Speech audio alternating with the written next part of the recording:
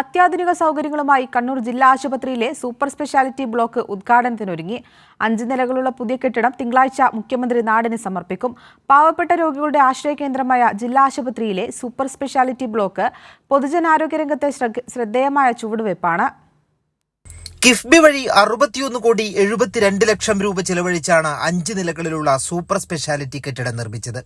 അത്യാധുനിക നിലയിൽ നിർമ്മിച്ച കെട്ടിടത്തിൽ കാർഡിയോളജി, നെഫ്രോളജി, ഓങ്കോളജി ഒപികൾ പ്രവർത്തിക്കും.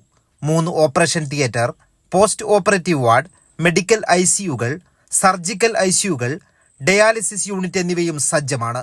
വിവിധ നിലകളിലായി 23 എക്സിക്യൂട്ടീവ് പേ വാർഡുകളും പ്രവർത്തന സജ്ജമാണെന്ന് ജില്ലാ panchayat president advocate KK Ratnakumari പറഞ്ഞു.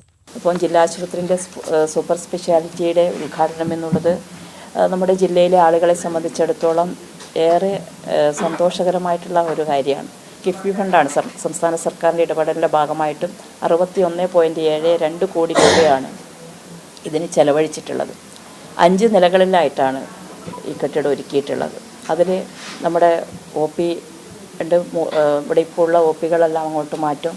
അതുപോലെ തന്നെ ഓപ്പറേഷൻ തിയേറ്റർ ഉണ്ട്, അതുപോലെ ICU വാർഡുകളുണ്ട്.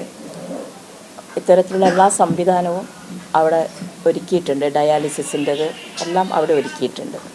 ശുദ്ധജല ശേഖരണ സംവിധാനം, സീവേജ് ട്രീറ്റ്മെന്റ് പ്ലാൻ, ആന്തരിക റോഡുകൾ, കോമ്പൗണ്ട് വാൾ എന്നിവയുമുണ്ട്.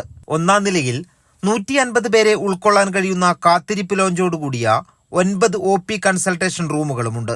തിങ്കളാഴ്ച മുഖ്യമന്ത്രി Pinarayi Vijayan super speciality block നാടിന് സമർപ്പിക്കും. ആരോഗ്യമന്ത്രി വീണ ജോർജ് ഉദ്ഘാടന ചടങ്ങിൽ അധ്യക്ഷത വഹിക്കും. കൈരളി ന്യൂസ്, കണ്ണൂർ.